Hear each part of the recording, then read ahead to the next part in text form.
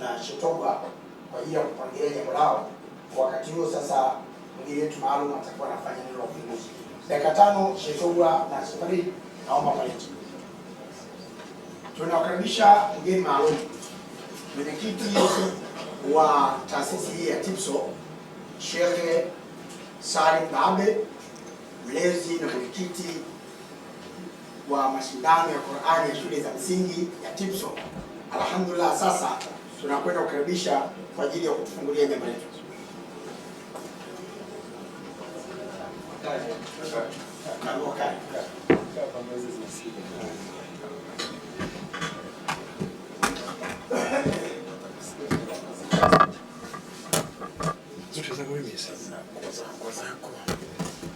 Assalamu alaikum wa rahmatullahi ta'ala wa barakatuh. Alhamdulillahi rabbil alamin, wassalatu wassalamu ala rasulillahi sallallahu alayhi wasallam. Kwa kweli ni siku adhimu leo ambayo tumehudhuria hapa wote katika kushuhudia kama uzinduzi wa mashindano ya Qur'ani katika level ya sekondari. Kawaida mashindano yalikuwa yanafanyika katika level ya primary na hayajaenda katika level ya sekondari. Kwa hiyo kulikuwa na discontinuation, yani kulikuwa na juhudi ambazo zilikuwa zinapotea hapa, kwa vijana wanapokwenda sekondari basi Qur'ani huwa tena hawaendelei na wala hakuna ufuatiliaji wa kujua wale vijana ambao kwa muda wote ambayo TIPSO na mashule waliinvesti katika swala la usomaji wa Qur'ani. Na kama tunavyojua Qur'ani inafundisha maadili yaliyokuwa mema na kuweza kutengeneza raia waliokuwa wema. Kwa hiyo tunapokosa kuendeleza Qur'ani katika maeneo ya sekondari au chuo kikuu, tunashindwa kupata watu ambao ni raia wema na watu wema ambao wanaweza kuisimamia jamii yao katika haki na usawa. Kwa hiyo mashindano haya ni mashindano ambayo yanalenga katika kuchukua juhudi za TIPSO kupeleka katika TAHISCO ili kuunganisha nguvu za pamoja mpaka university. Nilikuwa naongea na mlezi wetu hapa Sheikh Aporo kwamba yani kuna haja ya kuangalia kuanzia primary, secondary mpaka chuo kikuu tuwe na database ya hawa vijana ambao wenye hii elimu wamehifadhi kitabu cha Allah.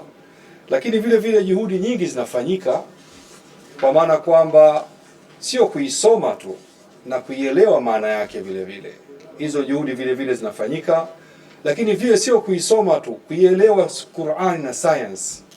Je, kuna mafungano gani baina ya Qur'ani na science? Vijana wanasoma science lakini hawajui kwamba science yenyewe iko ndani ya Qur'ani vile vile. Kwa hiyo kuna haja ya kuipa thamani Qur'ani kwa vijana kuelewa kwamba science inasomwa vile vile ndani ya Qur'ani, ili kuweza kuithamini kitabu hiki katika maisha yao, katika elimu ya mazingira, kwamba Qur'ani imejumuisha elimu zote na Qur'ani ndio the final ya kila kitu. Kwa hiyo tuko hapa katika kufanya ufunguzi, na inshallah tunawashukuru wote ambao wameshiriki katika jambo hili kwa njia moja au nyingine. Kamati ya Qur'ani na wote upande wa Shetogwa na Faridi katika pande mbili na timu zao, ili kuhakikisha hili jambo limeweza kuwa kwa pamoja, na hii ndio vinavyotakiwa siku zote. Kufanya mambo kwa pamoja ndio kunaleta ufanisi uliokuwa mzuri zaidi. Wa hadha, assalamu alaikum wa rahmatullahi wa barakatuh. Asante sana. Tumemsikiza Sheikh Salim Baabe, mwenyekiti wa bodi ya dhamini ya TIPSO, mgeni maalum katika siku ya leo. Baada ya kuzungumza yeye, nimkaribishe sasa Shetogwa. Ataanza yeye kama mwenyekiti wa TAHISCO kuzungumza ya kwake, kwa nini leo kuna mashindano haya ya Qur'ani kwa shule za sekondari, na akimaliza yeye atamkaribisha Sheikh Faridi.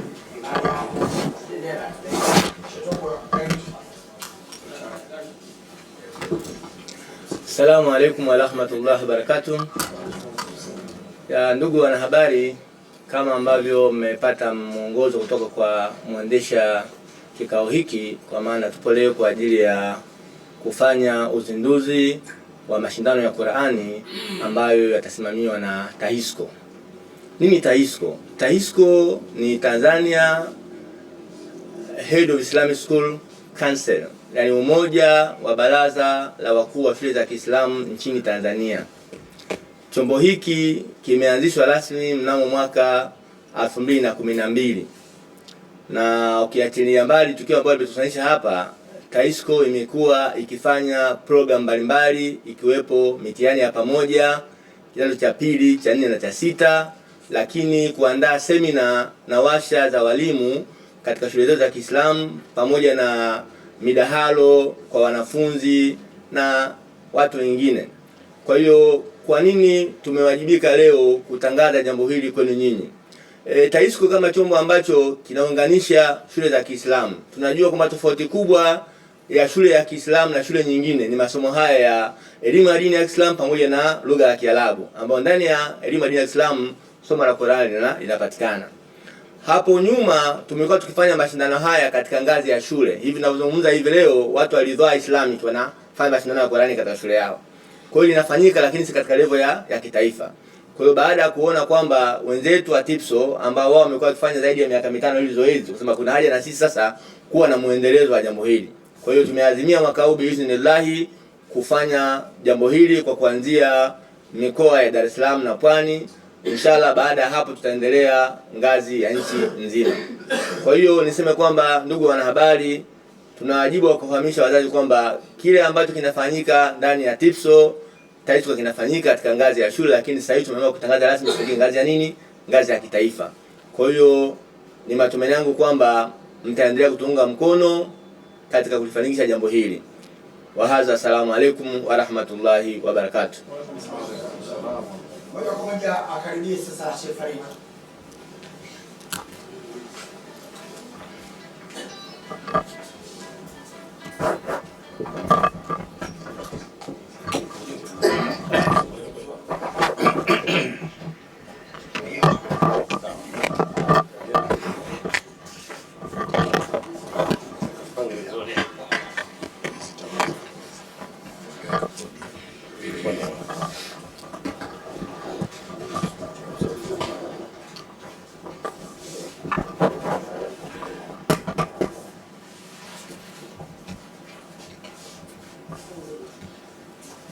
Naam. Assalamu alaykum wa rahmatullahi ta'ala wa barakatuh. Rabbi shrah li sadri wa yassir li amri wahlul 'uqdatan min lisani yafqahu qawli. Kwa mara nyingine tena, kwanza tunaendelea kumshukuru Allah ambaye ametukusanya sote kwa pamoja katika jambo kubwa kabisa, jambo la kuiendeleza na kuienzi Qur'ani. Ama kwangu mimi, kama ilivyotambulishwa, sisi TIPSO tulianza jambo hili sasa hivi ni miaka 19. Miaka 19. Mwaka ule wa corona ndo hatukufanya. Jambo liko muda mrefu. Na msingi huu uliambatishwa na shekhe wetu Sheikh Kaporo baada ya kuona kwamba huku chini ndo kunatakiwa msingi watoto kuhifadhi Qur'ani. Kwa hivyo tukafanya juhudi hizi za kuanzisha mashindano kwa shule chache, lakini kama mnavyojua umuhimu wa watoto kuhifadhi Qur'ani hapa chini, kwamba ile al-ilmu fi sighari kanaksh fil hajar. Lakini wana saikolojia watueleza pia there is no direction in a wrong destination. Hakuna mwelekeo sawa sawa kama huku chini mtoto hakuwekwa msingi wa Qur'ani yake au dini yake kwa jumla wake. Kwa hiyo baada ya kukaa na kuona kwamba kuna kitu kimekosekana, pamoja na juhudi kubwa Tanzania tunazozifanya za Qur'ani, Sheikh Kaporo anafanya juhudi kubwa za Qur'ani, kuna Al-Hikma wanafanya, Bishe Sururu, Ashabul Kahfi, Sheikh Samata imezungumzwa hapa, sote tunafanya pamoja nasi na TIPSO na wengine. Lakini kuna kitu kilikuwa kimekosekana ambacho ni muhimu sana, na kitu chenyewe ni kutengeneza muendelezo wa watoto hawa kutoka primary. Kwa mfano, tuna shule kubwa kama Ibn Jazar ambazo wanahifadhisha Qur'ani, tuna shule Al-Hikma, tuna Al-Maktum, Ibn Maktum na nyingine ambazo zinafanya juhudi kubwa ya Qur'ani, lakini kulikuwa hakuna chachu ya pamoja ya kuhakikisha jambo linakwenda mbali kama ambavyo tunalifanya huko chini. Kwa hivyo tukasema hapana, sasa hivi lazima tuunganishe nguvu zetu pamoja. Sisi tumefanya kwa muda mrefu. Hawa watoto wanavotoka kwenye level ya primary tayari wamehifadhi ile Qur'ani yao wakija huku juu ya kuaje sasa. Kwa hivyo tukasema ni lazima hii Qur'ani iweze kuwa na muendelezo wa watoto wetu wanavyoelekea sekondari na zaidi ya sekondari pia, kuanzia form 1 mpaka form 6. Sasa tukasema tuanze, na inshallah jambo hili tumeshakubaliana, na mwaka huu inshallah kwa uwezo wake Allah litaanza mwezi wa 10 tarehe 17 nafikiri limepangika, kama viongozi wetu wataliona linafaa, lakini kuonyesha umuhimu wa kwamba lazima tuanze, na kwa sababu ile walladhina jahadu fina lanahdiyanahum subulana. Nyie mnajua mashehe, kwa pamoja sisi tunaweza tukafanya makubwa zaidi. Kwa hiyo tukasema ni lazima tuunganishe nguvu, lakini kama alivyozungumza mwenyekiti wetu, Qur'ani ndio sosi ya elimu zote. Kwa mfano science, na kwa level ya sekondari sayansi inafundishwa kwa sehemu kubwa, inachambuliwa vizuri kuliko huko primary, ambako sisi kwa mwaka jana tulianza Qur'an na science. Watoto walikuwa wanapresenti maarifa walioyasoma kwenye sayansi ambayo yamo kwenye Qur'ani kwa muda mrefu. Kwa hiyo ilikuwa ni jambo kubwa. Tunaamini kwa level ya sekondari inshallah kwa uwezo wake Allah tutaweza kufanya makubwa, kwa sababu sayansi inasomwa kwa undani, na sio tu sayansi, hata tukitaka lugha, tukitaka jiografia, kila kitu kwenye Qur'ani kipo. Lakini tukasema tuanze na sayansi ili watoto pia wapate kuiona kumbe sayansi tunaisoma ndio hii ambayo Allah alishaitaja zamani.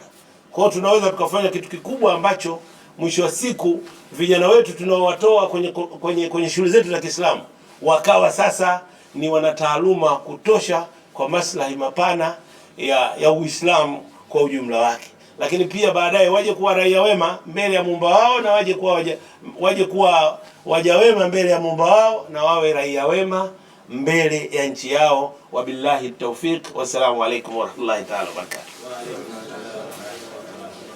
Asante sana Sheikh Farid. Naomba sasa mwanishi maiki yako ndogo umkabidhi hapo kubisha kwenye kundi lake ili rasmi Shekaporo, kwa sababu sasa ndio dunia inakwenda kusikiliza. Naomba watu wa tamu nzuri kwenu karibisha.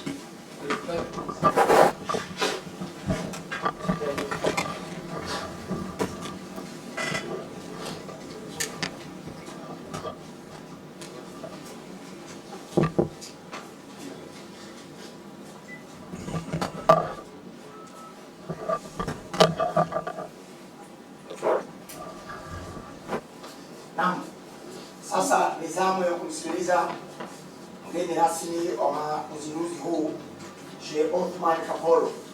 Sheikh Othman Kapolo yeye ni mwenyekiti wa tuzo ya kuhifadhi Qur'ani duniani kwa hapa Tanzania, lakini pia yeye ndio mwasisi wa ufanyikaji wa haya mashindano ya Qur'ani katika namna hii pekee ya kuvutia duniani.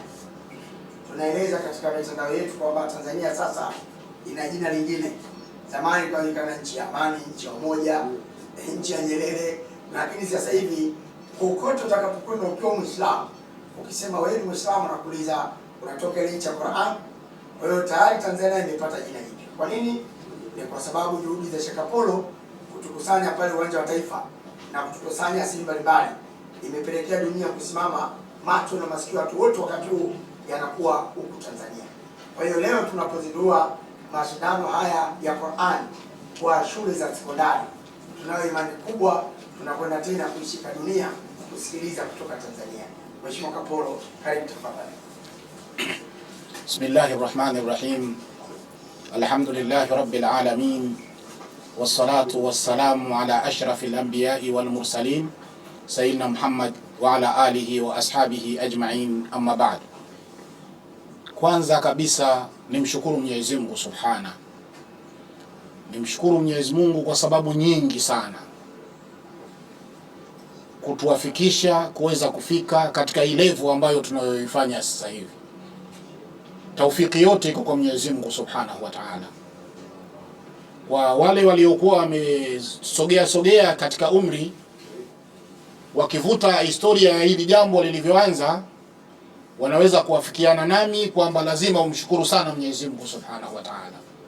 Tunamshukuru Mwenyezi Mungu kwa kutuwafikisha kwamba na sisi leo tunakaa tunazindua mashindano ya Qur'ani wa vijana wanaosoma katika shule za sekondari. Hili ni jambo kubwa, ni jambo adhimu sana kabisa.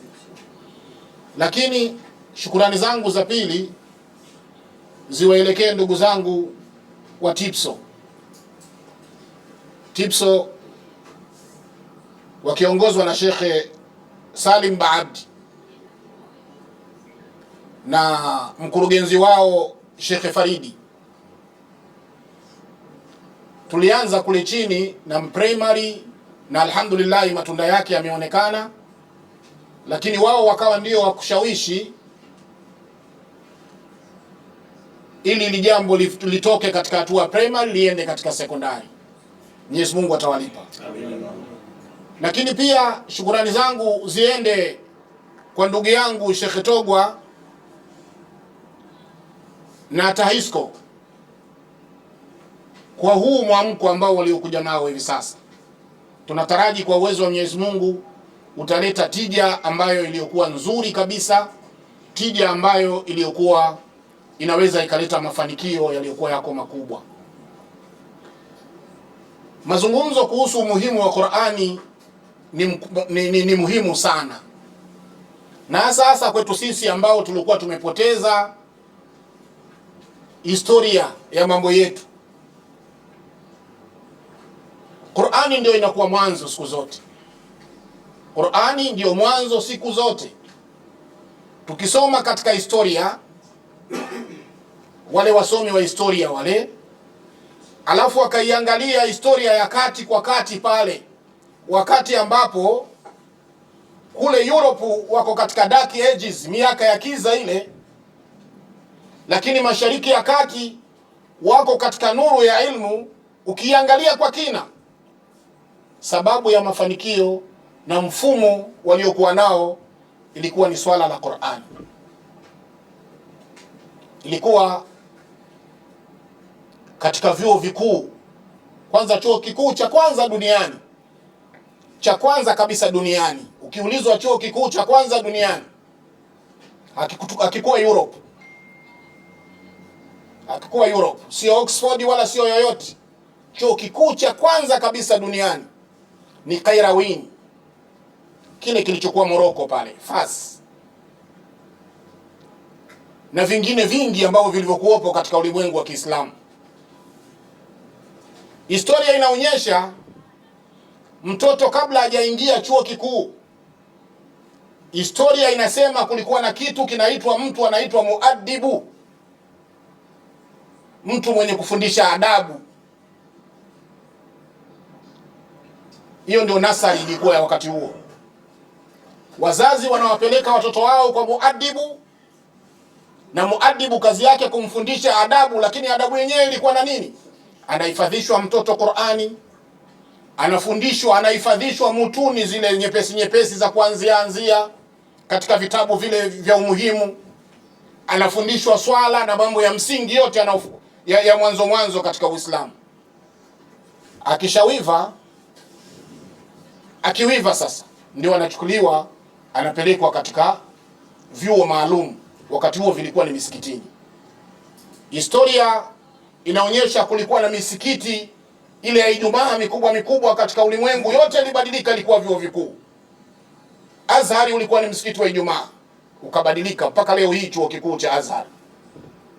Hiyo Qayrawini ilikuwa msikiti wa Ijumaa, ukabadilika mpaka leo hii chuo kikuu. Spain, historia inasema Waislamu walikaa karne 8 kule. Kulikuwa na chuo kinaitwa Cordoba, mpaka leo kipo, majengo yapo, na ukiangalia unaweza kutoka na machozi. Ulikuwa ni msikiti tu, lakini baadaye ikabadilika ikawa chuo kikuu. Ukija Baghdadi kuna Jamiatul Baghdadi ambayo mpaka leo hii ilikuwa ni msikiti na ukaja kuwa chuo kikuu. Ukenda Tunis kuna Zaituni, ulikuwa msikiti na ukaja kuwa chuo kikuu.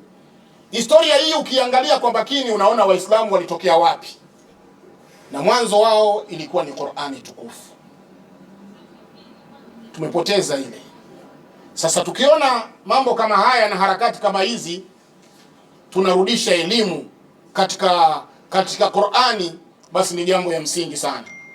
Japokuwa wale wenzetu walianza na sisi ndio tunaanza, TIPSO ndio wanaanza, TAHISCO ndio wanaanza sasa hivi, lakini TIPSO walianza. Ni jambo ya msingi kabisa jamani, wenye mashule, bila ya Qur'ani hakuna shule. Hizi shule za Kiislamu lazima ziweke msingi katika Qur'ani, na tukisema Qur'ani na vile vinavyoambatana na Qur'ani, sunna, hadithi za Mtume lazima zifanywe kazi katika mwendo huu. Wakati ule Uislamu, wakati uko katika piki, uko juu kabisa, ilikuwa ni kwa sababu ya Qur'ani. Na ukiangalia wale wanataaluma ambao waliobobea katika fani leo tunaziita za kidunia, utaambiwa walihifadhi Qur'ani wakiwa wako wadogo. Wako wengi sana, kina Al-Farabi, kina Ibn Haytham,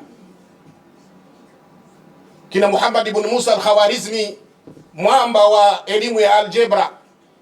Na neno mpaka leo liko vile vile. Algebra ni neno la Kiarabu. Algebra, hesabu za algebra ni neno la Kiarabu na liko vile vile, na waanzilishi walikuwa na Waislamu. Hesabu za muthallathati zote hizi zilikuwa zinafundishwa msikitini. Sio hizo tu, ukija katika tiba, kina Ibn Sina, kina Ibn Nafis. Nampenda sana huyu bwana Ibn Nafis, muktashifu dauratu damawiyya sughra. Huyu bwana huyu alihifadhi Qur'ani akiwa na umri wa miaka 8. Akasoma elimu ya tafsiri kwa nguvu zake zote, akabobea, akawa ni shekhe katika madhhabi ya Imamu Shafi'i. Lakini baadaye akaondoka akajikita katika tiba, Bibaristan wakati huo akiita wenyewe. Akasoma tiba vizuri sana kwa shekhe wake, akaingia katika utafiti na nini. Yeye ndio alikuja na fikra, mpaka kaja akasema, jamani, dauratu damawiyya, mzunguko wake na taratibu zake zote, katika taratibu hizi za leo zinazoeleweka, chemba ya kulia na kushoto, namna gani damu inaingia, namna gani damu inachukua oxygen, namna gani damu inazunguka, namna gani, taratibu zile zote alizieleza Ibn Nafis kwa utaratibu mzuri tu. Lakini alifanyaje? Alihifadhi Qur'ani akiwa na umri mdogo. Kuna Al-Idrisi, mtaalamu wa jiografia. Huyu ni miongoni mwa walimu waliofundisha katika chuo cha Kairawi. Al-Idrisi amehifadhi Qur'ani akiwa yuko mdogo. Jamani, wanawachuoni wanasema lan yasluhu akhira hadhihi al-umma illa bima salaha bihi awwaluha. Hatuwezi tukawa sawa sawa sisi katika zama zetu hizi ila kwa kufuata yale ambayo waliokuwa wameyafanya waliotangulia, na hakuna njia ya kwanza isipokuwa hii ni Qur'ani. Kuna wenzetu wengine wanatulaumu, jamani, nyinyi mbona mnahifadhisha watoto Qur'ani? Qur'ani hivi bila maana, maneno mengi yanasemwa, lakini katika mambo lazima kuwe na mambo. Huwezi ukamhifadhisha mtoto Qur'ani na wakati huo mdogo unamfundisha na tafsiri, haiwezekani. Watu wananyweshwa kwanza Qur'ani, alafu baadaye mnakuja mnatoa tafsiri, mnawapa tafsiri, watu wanakuwa wanaendelea katika mwelekeo ambao uliokuwa unahitajika, mwelekeo ambao uliokuwa uko mzuri kabisa. Kwa hiyo tuifundishe Qur'ani, tuihifadhishe Qur'ani kama kweli tunataka na sisi turudi katika zama za utukufu, zama ambazo Uislamu ulikuwa umetawala katika ulimwengu huu, katika fani zote. Fani zote tunasema zilikuwa ziko kwa Waislamu, na wale mustashrikuna wale wanaosoma Uislamu kwa ajili labda ya kufanya uharibifu wa upoteze Uislamu, wale wa kweli wanasema kwamba Uislamu umefanya kazi kubwa sana katika jambo hili. Kwa hiyo umuhimu wa Qur'ani ni umuhimu mkubwa kabisa. Wamesema mpaka wanawazuoni. Kuna tabi'i mmoja anaitwa Abdul Malik ibn Umair, anasema abqa an-nasu uqulan qurra'ul Qur'ani. Abqa an-nasu uqulan qurra'ul Qur'ani. Anasema utabi'i, wale watu ambao waliokuwa na akili zinazobakia sana ni wale waliokuwa wameweka vizuri Qur'ani ndani. Mwingine anasema qurra'ul Qur'ani, waliokuwa wamehifadhi Qur'ani, anasema muti'a bi'aqlihi wa in balagha 100. Aliyehifadhi Qur'ani vizuri kabisa, akili yake inakuwa na nuru inayokuwa nzuri hata akifika umri wa miaka 100. Na haya yameonekana, si kwamba hayapo.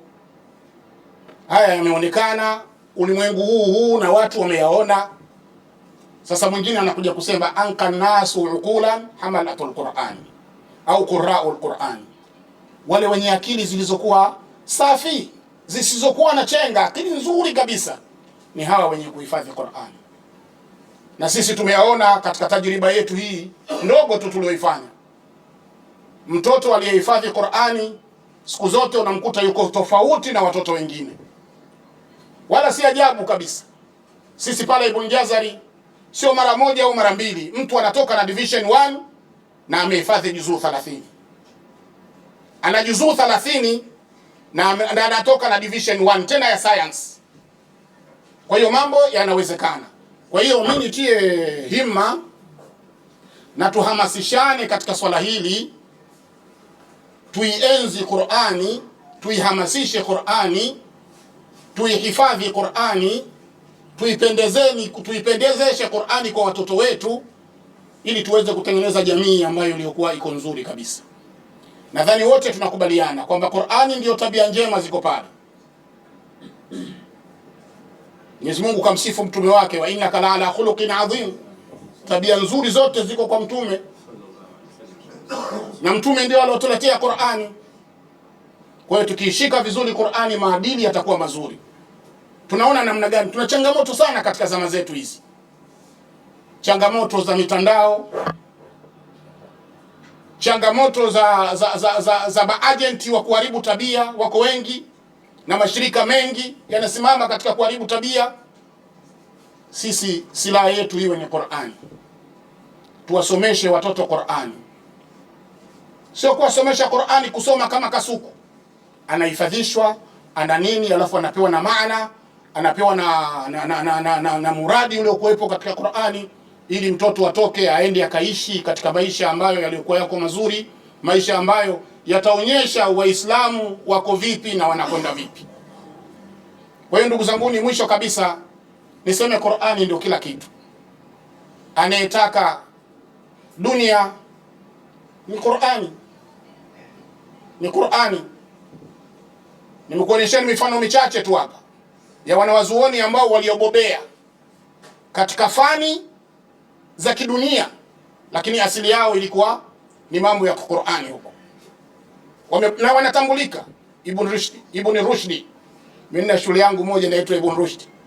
Huyu bwana nilimpenda kutokana na msimamo wake wa kielimu. Huyu ni shekhe. Kitabu chake kinaitwa Bidayatul Mujtahid wa Nihayatul Mujtahid katika fiqhul muqarana. Kinasomeshwa pale Madinatul Munawwara.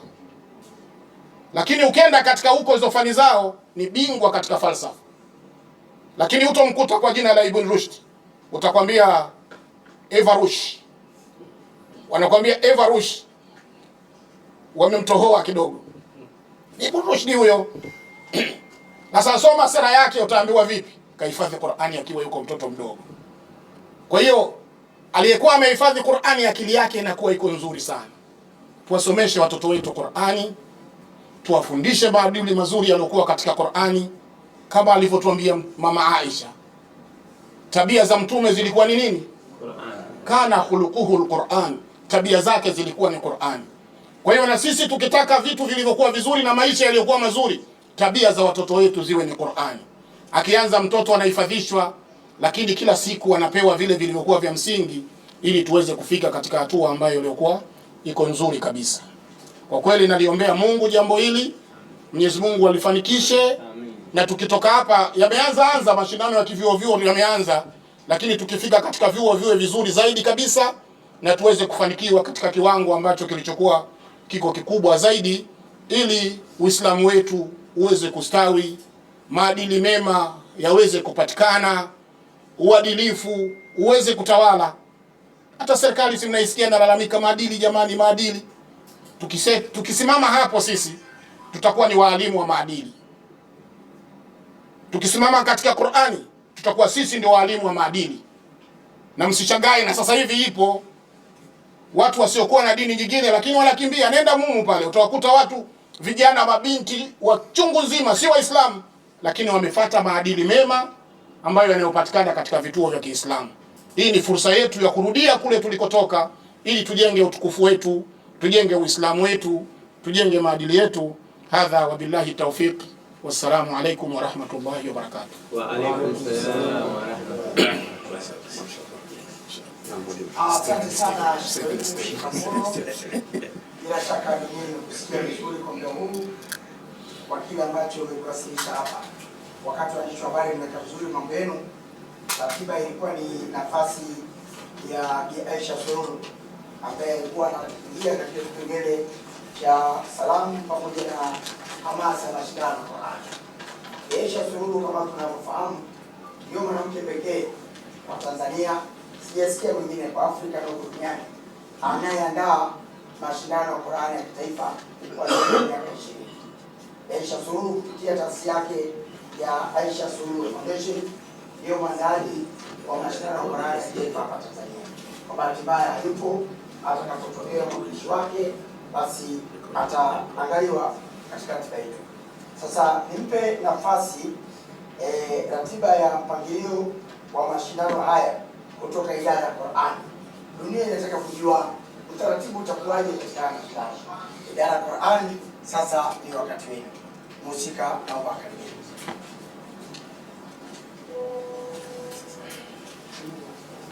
Assalamu alaykum wa rahmatullahi wa barakatuh. Wa alaikum salaam.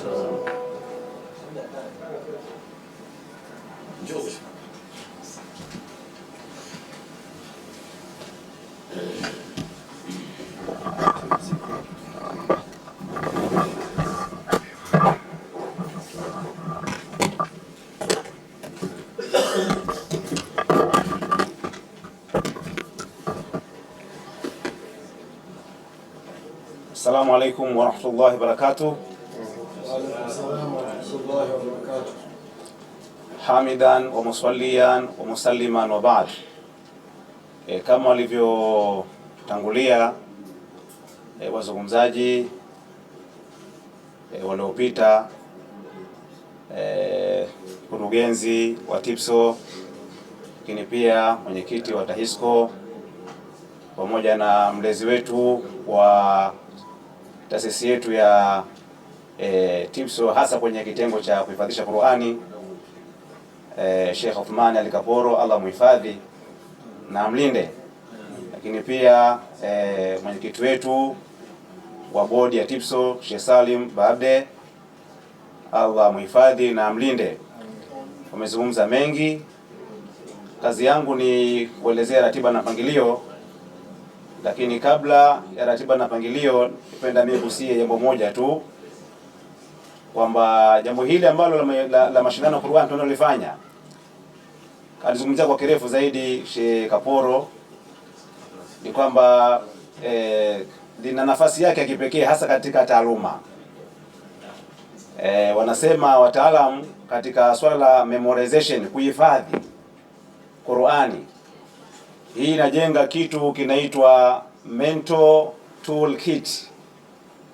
Tumezoea kama kuna ile kifaa cha first aid kit, lakini kwenye ubongo pia kuna kitu kinaitwa mental toolkit, ambacho hiki kinamfanya mtoto aweze kufocus katika higher thinking, higher level of thinking, lakini pia problem solving, kadhalika na creativity. Ndio maana akazungumza kwa kirefu, akafafanua Sheikh Kaporo kwa wale ambao wanahifadhi Qur'an, afika mahala mtoto akahifadhi Qur'ani na huku anapata division 1 ya single digit. Kwa hiyo ina umuhimu wa kipekee, si kwamba ile kama mtu ahifadhi Qur'ani ili aweze kwenda kupata daraja za juu peponi, katika ile hadithi ambayo imepokewa na Abu Daudi na Tirmidhi na Imam Al-Albani akasahihisha kwamba mtu siku ya kiyama ataulizwa, yukalu sahibil Qur'ani yawm al-qiyama iqra wartaki waratil kama kunta turatilu fi dunya fa ina manzilaka inda akhir ayati takrauha.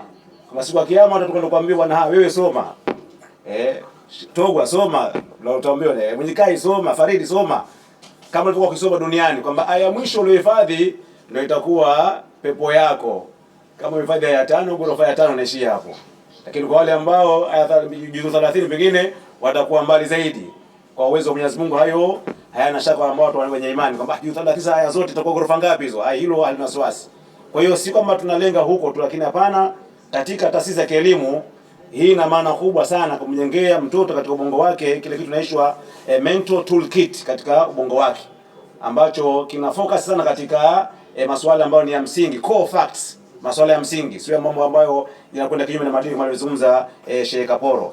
Kwa hiyo leo ilikuwa ni uzinduzi, tumezindua alhamdulillah. Kwa hiyo ratiba inshallah baadaye tutakuja kuwafahamisha kwamba ratiba itakuwa inaanza lini, lakini tarehe imepangwa kama alizungumza Sheikh Farid kwamba ikiwa imepitishwa basi tutakuja kuwaita tena waandishi wa habari au kuwapa taarifa kupitia press release, tuwape tu kwamba matangazo jambo letu ni siku fulani na makundi yatakuwa makundi fulani, kadhalika na zawadi zitakuwaje tutakuja kuelezwa baadaye, lakini kwa leo ilikuwa ni uzinduzi tu, lakini baadaye inshallah tutakuja kuelezwa muda ukifika wa makundi mangapi na zawadi za aina gani tutatoa press release. Na kwa hivi sasa tayari kuna shule ambazo zinafanya mashindano ya ndani kama kujichuja, kujipima, internal competition.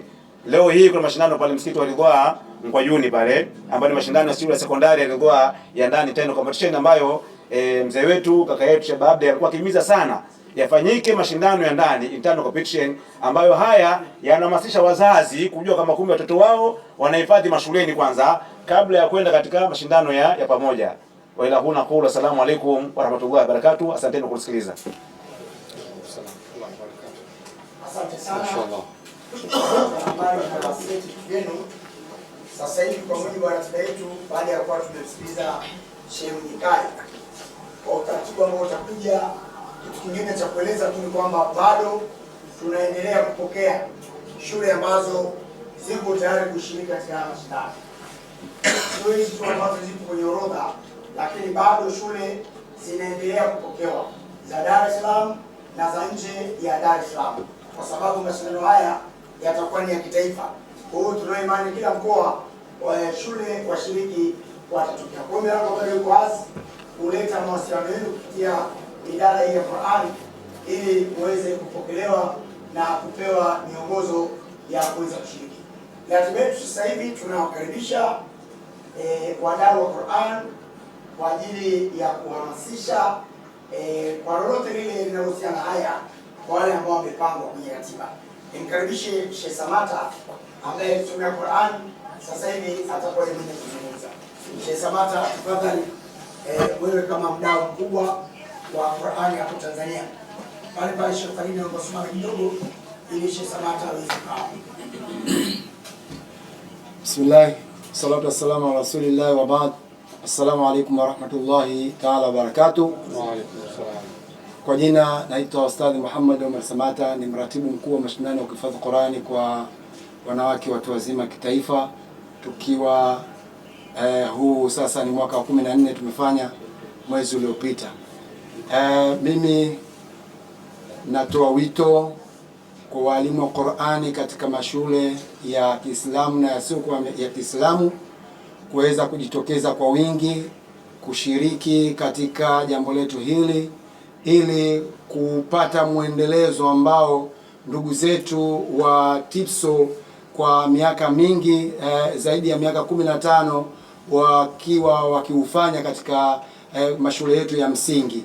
Kwa hiyo hivi sasa kama lilivyoonekana hili kwamba ni tatizo, watoto wanaenda kupoteza, na ni kweli sisi kama wadau wa Qur'ani tunapata maombi mengi ya watoto ambao mtu amemaliza labda darasa la 7 anasubiri kwenda sekondari, au amemaliza mtihani wa form 2 anasubiri kufungua shule. Yaani anataka kijana wake apate sehemu ambayo ya kuweza kumuendeleza katika nini, katika Qur'ani. Kwa sababu gani? Yawezekana shule ambayo alimpeleka haina habari ya Qur'ani, haina kadha wa kadha. Kwa hiyo hii ni nafasi adhimu kwa shule za Kiislamu na zile ambazo si za Kiislamu kuweza sasa kuweka programu ya Qur'ani, kwa sababu tayari tuna jambo letu ambalo linaenda kukuza Qur'ani kwa vijana wetu wa sekondari. Kwa uchache ni hayo. Wassalamu alaykum wa rahmatullahi wa barakatuh. Wa alaykum assalam wa rahmatullahi wa barakatuh. Asante sana. Wakati wa habari na sisi mambo yenu, tumemsikiliza mdau wa Qur'ani Sheikh Samata. Sasa tunakwenda kumsikiliza mdau mwingine anaitwa Sheikh Abdullah. Yeye ni mmoja katika majaji wa mashindano ya Qur'an, na kule kwa Aisha Surur Foundation yeye anakuwa jaji mkuu. Amekuwa nchini Oman kwa muda mrefu kwa shughuli za kidawa, lakini sasa amerudi tena Tanzania, amerudi tena katika jukumu lake la kuhamasisha Qur'an. Karibu Sheikh, utajitambulisha na utazungumza. Bismillahir Rahmanir Rahim. Alhamdulillah wassalatu wassalamu ala rasulillah wa ala alihi wa ashabihi wa man wala. Amma ba'd. Assalamu alaykum wa rahmatullahi wa barakatuh. Wa alaykum assalam wa rahmatullahi wa barakatuh. Baada ya kumshukuru Allah subhanahu wa ta'ala pamoja na kumtakia rehema mtume wetu Muhammad sallallahu alayhi wa alihi wasallam, kama alivyotanguliwa kusema, kwa jina naitwa Abdallah Muhammad Said Mkumba, ni mwalimu wa Qur'ani na ni mdau wa Qur'ani na ni katika vijana waliolelewa katika harakati hizi za Qur'ani, tukiongozwa na mlezi wetu na mwalimu wetu na baba yetu Sheikh Uthman Ali Kaporo aliyokuwa hapa mbele yenu na wengineo. Mimi kwa upande wangu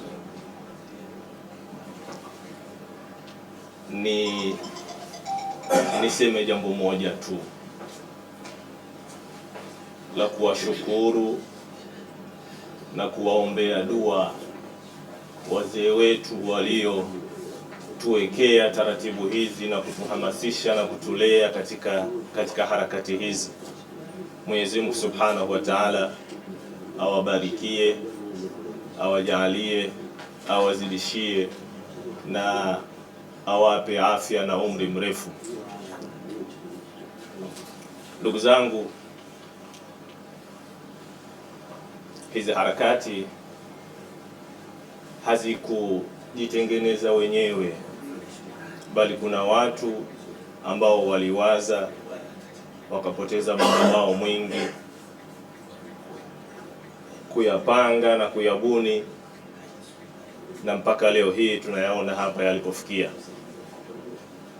Mtume sallallahu alayhi wa alihi wasallam anasema, man sanaa ilaykum ma'rufan fakafi'u fa in lam tajidu ma tukafi'unahu fad'u lahu, yeyote anayekujieni na jambo akakufanyeni jambo jema, jambo zuri, basi mtu huyo mumlipe, na kama mtakosa kile ambacho cha kumlipa, basi mtu huyo mumuombe dua.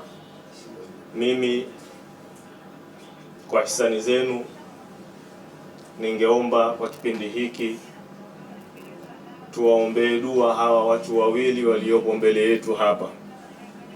Kazi yao ni kubwa na mara nyingi wamekuwa mstari wa mbele katika harakati hizi. Sheikh Uthman Ali Kaporo mlezi wetu, lakini pia na Mr. Salim Baabdi mwenyekiti wa bodi ya TIPSO, amekuwa mstari wa mbele sana, hatuachi katika harakati hizi mara kwa mara, na amekuwa ni katika watu wahisani na wafadhili wa majambo haya tunayoyafanya kila mwaka. Kwa hisani yenu ningeomba tuwaombee dua mabwana hawa wawili, Sheikh Uthman Ali Kaporo pamoja na Mr. Salim Baabdi, ili Mwenyezi Mungu Subhanahu wa Ta'ala awape taufiki, awape afya ya kuendeleza majambo haya yaweze kuendelea na kuendelea na kuendelea. Naomba tusome sura 3 zile ambazo hazina kafu ndani yake, ambazo ni suratul Asri na surat Quraish pamoja na suratul Falaq. Mwenyezi Mungu Subhanahu wa Ta'ala kwa rahma zake, kwa mashia yake, kwa irada yake, kwa kudra zake, aendelee kutuhifadhia viongozi wetu hawa, awape nguvu, awape afya na uwezo wa kuendelea kuyasimamia majambo haya. Bismillahir Rahmanir Rahim. Wal 'asr innal insana lafi khusr illa alladhina amanu wa 'amilus salihati wa tawasaw bil haqqi wa tawasaw bis sabr. Bismillahir Rahmanir Rahim. لإلاف قريش إلافهم رحلة الشتاء والصيف فليعبدوا رب هذا البيت الذي أطعمهم من جوع وآمنهم من خوف. بسم الله الرحمن الرحيم.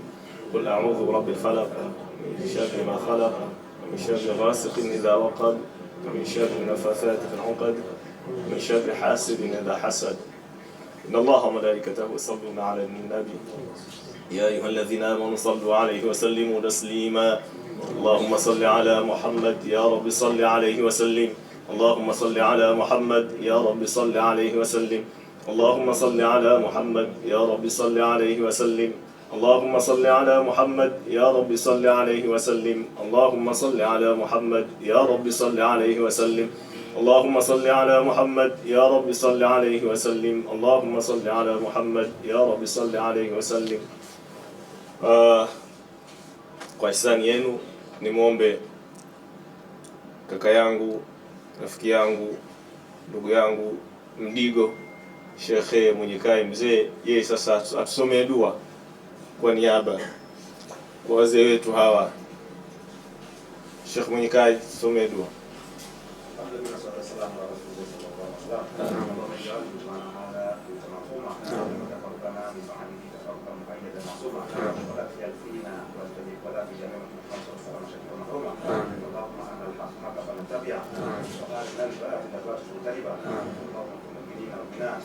المسلمين والمسلمات الأحياء والأموات ربنا اغفر لنا ولوالدينا وارحمنا وأصغارنا. اللهم إنك عالم بجميع الخير يا شفيق يا رفيق يا شفيق يا رفيق يا شفيق يا رفيق. اللهم اجعلنا في التوفيق وإنا على الطريق إنك أنت الملك الحكيم. اللهم لا تجعل العيش ما كدا ولا تجعلنا ردا وتجعلنا لغيرك عبودا وتجعلنا من سواك إنا لا نقول خطيئا لا شريك ولا إله ولا حول ولا قوة إلا بالله العلي العظيم. اللهم إنا نسألك خير ما في هذا اليوم فتحنا ونصرا ونورا وهداه ونعوذ بك من شر ما فيه وشر ما له يا أحد الحلم. اللهم باركنا الله وبارك لنا وبارك علينا وبارك فينا وبارك حولنا بركاتنا وبركات بركات فوق بركات بركات الدنيا والآخرة. اللهم لا رب لنا سواك فلا ندعوه ولا مالك لنا غيرك فنرجوه ما نطلب أنت المطلوب ومن نسأل أنت صاحب الكرم والجود. عبادك سوانا كثير وليس لنا سيد سواك يا رب العالمين برحمتك يا أرحم الراحمين. وصلي اللهم على خير خلقه نبينا محمد وعلى آله وصحبه. الحمد لله. السلام عليكم ورحمة الله وبركاته. Asante sana Sheikh Abdullah, jaji katika majaji wa mashindano ya Qur'an Tanzania.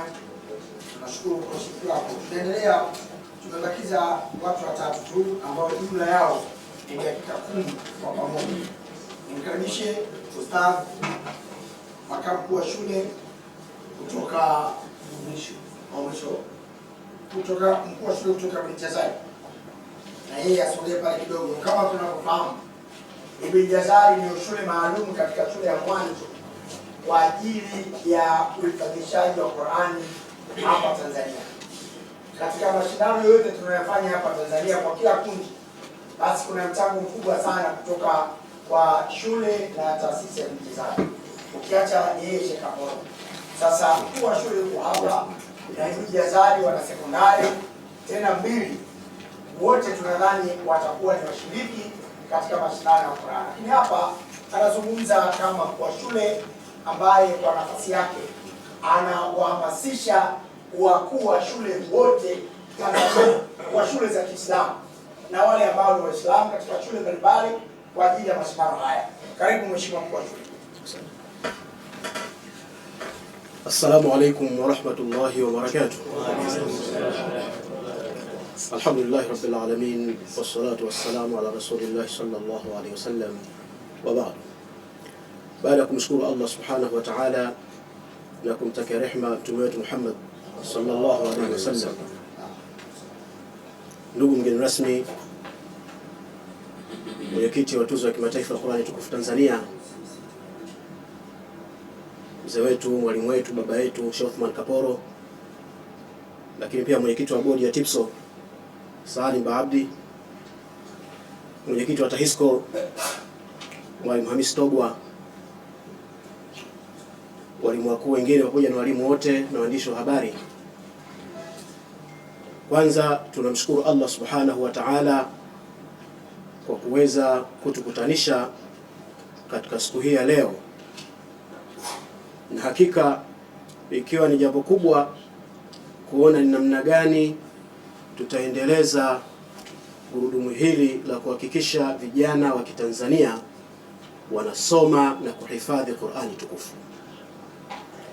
Kwa hakika mengi yameelezwa hapa na mgeni rasmi ameeleza kwa urefu kabisa kwa namna ya umuhimu wa Qur'ani kwa vijana wetu, na kila mmoja ni shahidi kwa namna ambavyo jamii yetu ya Kitanzania inavyopambana na uharibifu mkubwa wa maadili huko mtaani.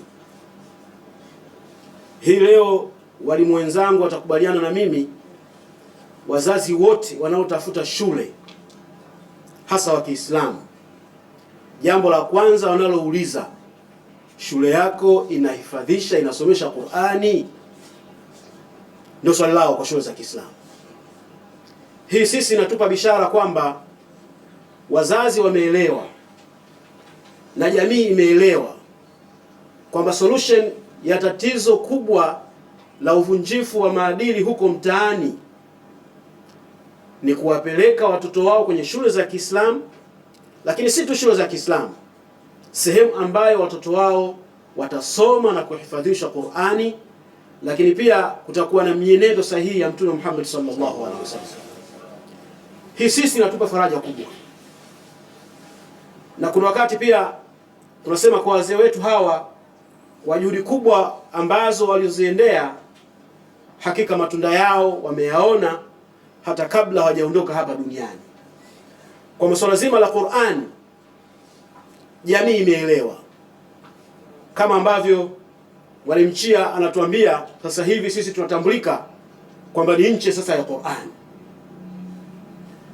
Ndugu zangu, pamoja na waandishi wa habari, sisi mashindano haya lengo sio watoto washindane katika zawadi, huyu kapata hiki, huyu kapata kile, lakini sisi lengo letu kubwa ni kuhakikisha vijana hawa tunawapa msukumo mkubwa kabisa.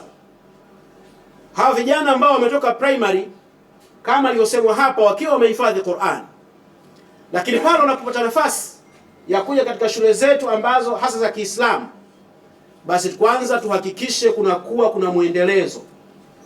Vijana hawa wasisahau hii Qur'an.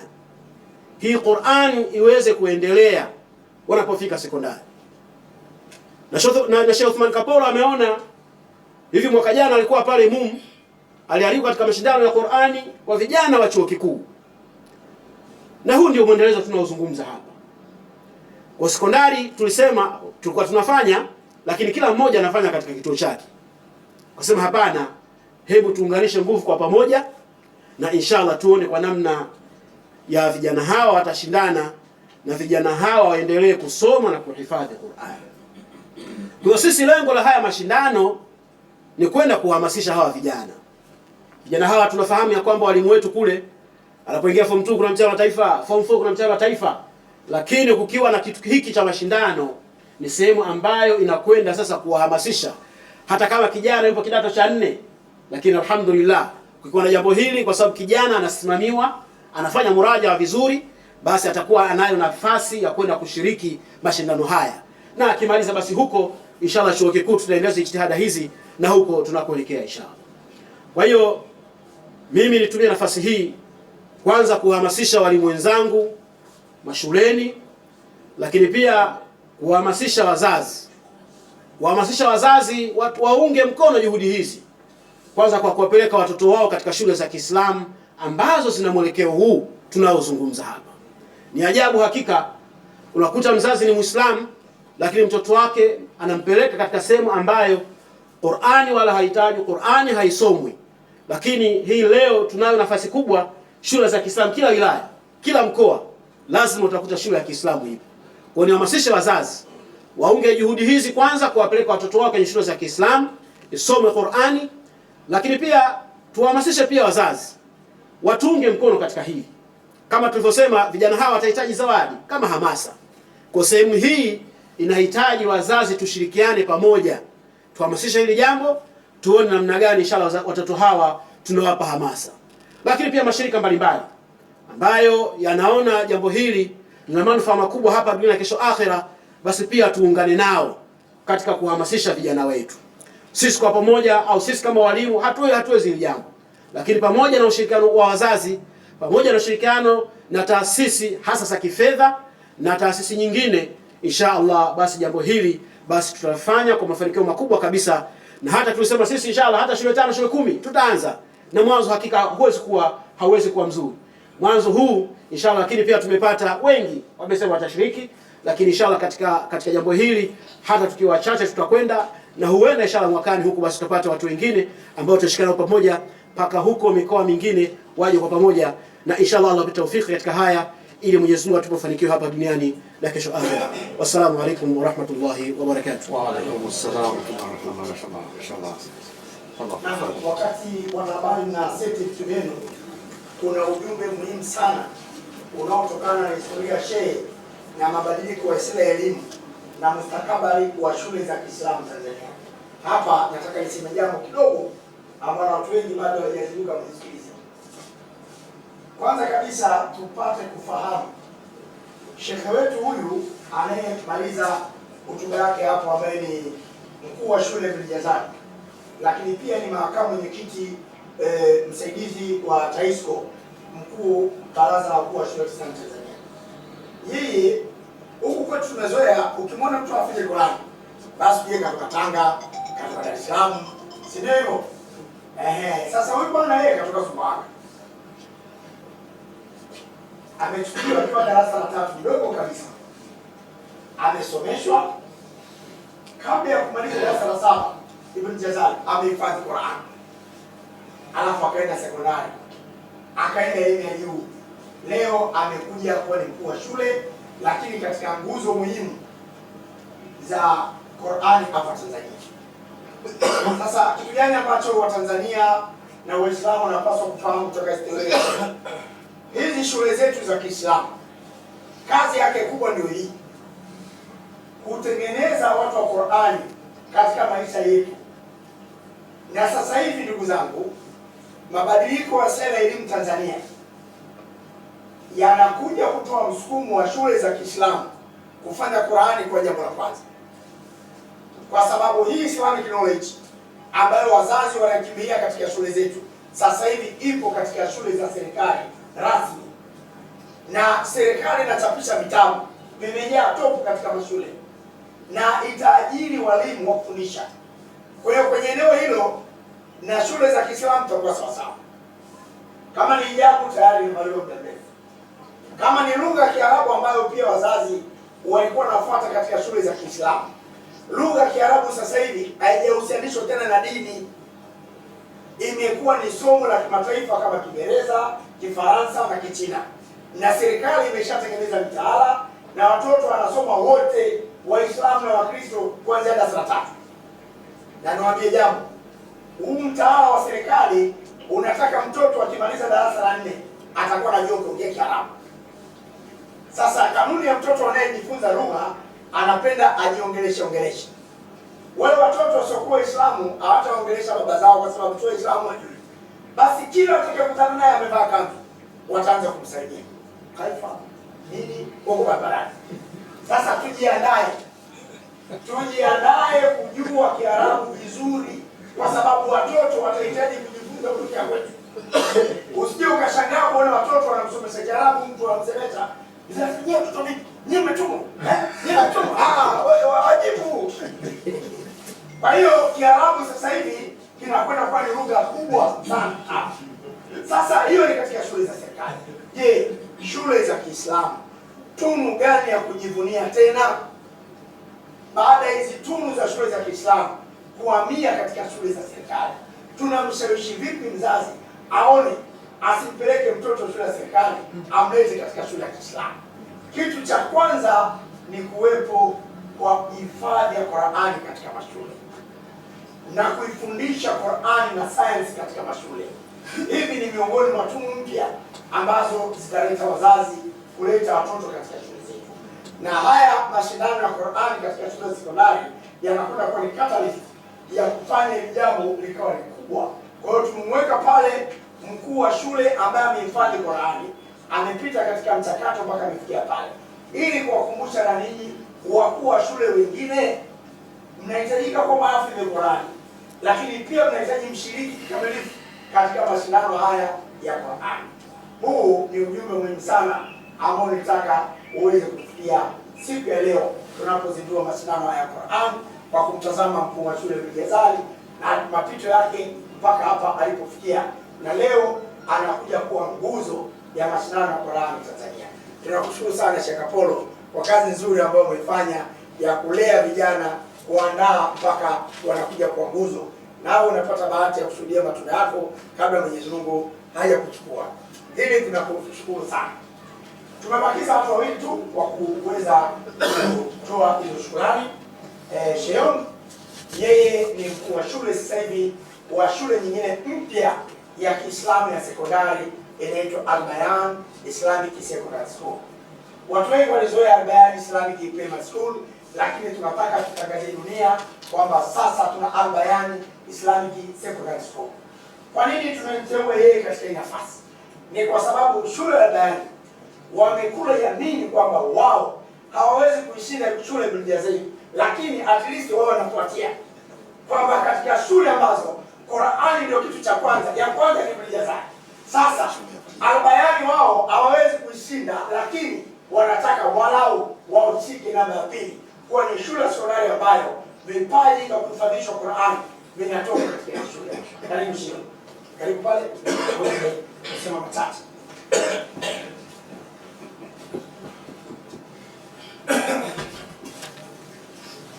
Assalamu alaikum wa rahmatullahi wa barakatuh.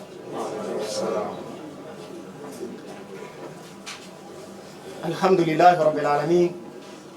Wassalatu wassalamu ala rasulillahi sayyidi sallallahu alaihi wasallam wa ba'd. Ama tunamshukuru Mwenyezi Mungu Subhanahu wa Ta'ala aliyetupa taufiki ya kukusanyika katika hadhara hii. Kama ilivyozungumzwa, ni mwanzilishi wa shule mpya ya Al-Bayan Islamic Secondary School. Shule yetu katika mashindano haya itakuwa na washiriki wa juzuu 20. Mashaallah. Tutakuwa na mshiriki kuanzia juzuu ya kwanza mpaka juzuu 20.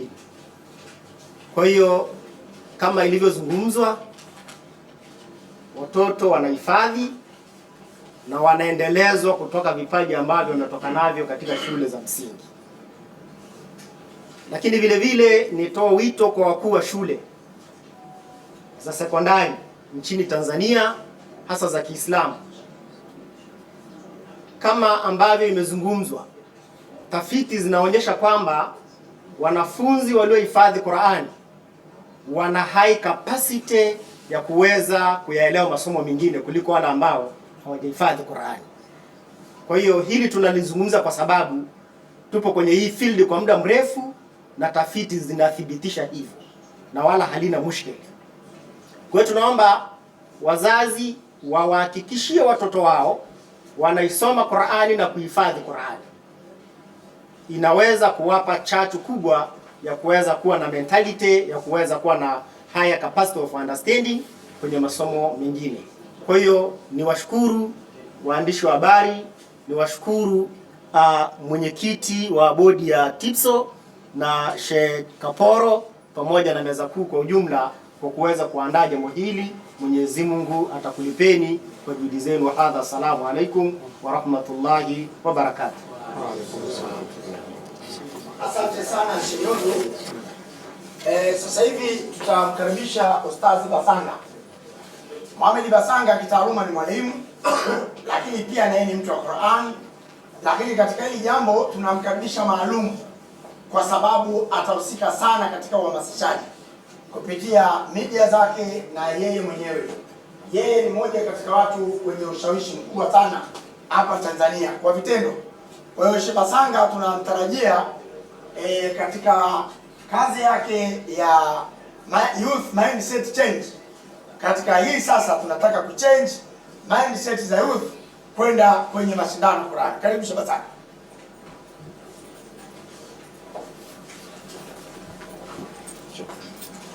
Utajitambulisha mwenyewe na kuanza kuzungumza. Karibu. Assalamu alaikum warahmatullahi wabarakatuh. Wa alaikum assalam warahmatullahi wabarakatuh. Mimi naitwa Mohamed Basanga, taaluma yangu ni mwalimu, nimemaliza chuo Ununio Teachers College. Lakini pia ni rais wa Vikoba Endelevu Tanzania na ni mkurugenzi wa taasisi ya Youth Empowerment and Mindset Change Organization au YEMCO Vikoba Tanzania. Awali nimshukuru Mungu kwa ajili ya nafasi hii ya kuzungumza mbele ya Watanzania na Waislamu wenzangu. Lakini pili ni washukuru viongozi ambao wamechukua hatua ya kuona namna ya kuanza kuhifadhisha Qur'ani au kufanya mashindano ya Qur'ani kwa shule za sekondari, kwa sababu hili ni jambo kubwa zaidi. Qur'ani ni pana, Qur'ani ni kubwa, na tumewasikia viongozi wamesema iko sayansi ya Qur'ani. Moja ya kitu ambacho watu wengi wanapaswa kufahamu, Qur'ani na kila kitu. Na mimi kwenye Qur'ani nimechukua part ya finance peke yake. Mimi ni mtaalamu wa Islamic Finance na ninafanya program ya vikoba vya Kiislamu ambayo iko sehemu ya part ya Qur'ani. Qur'ani ina sayansi ya uongozi, na sayansi ya fedha, ina sayansi ya afya na sayansi zingine nyingi. Sisi tumechagua sayansi ya fedha. Kwa hiyo kwa nafasi hii ni wahamasishe watu wote, mashule, wanafunzi, lakini pia na Watanzania kufuatilia mashindano ya Qur'ani kwa shule za sekondari. Lakini mimi nitakuwa miongoni mwa watu ambao watafanya kazi ya kuhamasisha mashindano haya ya Qur'ani. Na si kuhamasisha tu, hata ule mchango kidogo, mimi na taasisi yangu ya YEMCO Vikoba Tanzania tunaamini kwenye sehemu ya washindi, basi na sisi tunaweza tukachangia kidogo. Kwa hiyo kwenye zile sehemu ya zawadi zile tutakazoweza, nafikiri kwa sababu tutakuwa tumeendelea kuzungumza na viongozi, basi tutakuwa sehemu ya watu wa kuchangia kidogo kwa ajili ya haya mashindano ya Qur'ani yaweze kwenda mbele zaidi. Kwa hiyo nichukue fursa hii kuhamasisha Waislamu wote, Watanzania wote kuhakikisha tunafuatilia haya mashindano na kuhakikisha tunashiriki kwa hali, kwa mali na kwa uwepo wetu. Assalamu alaykum warahmatullahi wabarakatuh. Naam, Sheikh Basanga ni rais wa vikoba vya Kiislamu Tanzania, vikoba visivyokuwa na riba. Kwa muda mrefu amekuwa akipambana kuhakikisha kunakuwa na SACCOS ambazo hazina riba, na baadaye amekwenda kupambana kuhakikisha kuna vikoba ambavyo havina riba. Yeye yuko peke yake katika eneo hilo na anapambana kweli na mafanikio makubwa sana yameweza kufikiwa. Mimi ni mwanafunzi wangu, nimefundisha chuo cha walimu Ununio na aliajiriwa, lakini ghafla akaamua kuacha kazi. Haitushangaza sana. Wakati wenzetu tunazunguka na mabahasha kutafutia kazi, yeye anaambia ustazi, mimi nimeamua kuacha walimu. Namuuliza kwa nini, anasema kwa mshahara wa mwalimu sioni kama anaweza kuwasaidia kuwalipia ada watu wengi bila kusudia kuwalipia. Bora nikapambana. Leo mashallah ana orodha kubwa sana ya watu ambao anawasaidia na wamefanikiwa. Juzi nilimsikia kwenye mitandao akiwa kijijini kwao Kigoma, na hili ni funzo watu wengi hawana. Amekwenda kwenye nyumba ya mtu mmoja, anamwambia kwamba wewe ndio kiatu cha kwanza mimi kuvaa, ulinipatia wewe. Sikuwahi kuvaa viatu kabla yako. Kwa hiyo nimekuja leo huku kijijini kuja kukupa shukrani. Na nakuahidi watoto wako wote ambao wanasoma, mimi ndio nitawavisha viatu na sare mpaka mwisho wa kusoma kwao.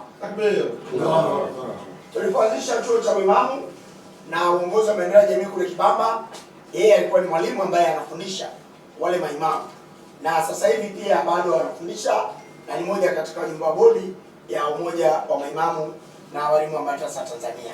Tunapozungumzia swala la uwezeshaji kiuchumi, yeye ndio jukumu lake. Kwa hiyo tunakushukuru Basanga kwa huo ujumbe mzuri ambao umetoa, na tunaamini utaendelea kutoa ushirikiano katika hili jambo, kwa sababu na yeye ana media zake pia. Kwa hiyo tutapiga kwa kubwa sana. Asante. Wakati wetu umekwisha tayari. Nimkaribishe mkuu wa shule kutoka Al Maktoum ambaye pia ni makamu wa TAHISCO mwenyekiti aweze sasa kuzungumza kwa ajili ya kutoa shukrani na kwa tumemalizia jambo hili. Kitakachofuata baada ya hapo tutawatangazia. Karibu.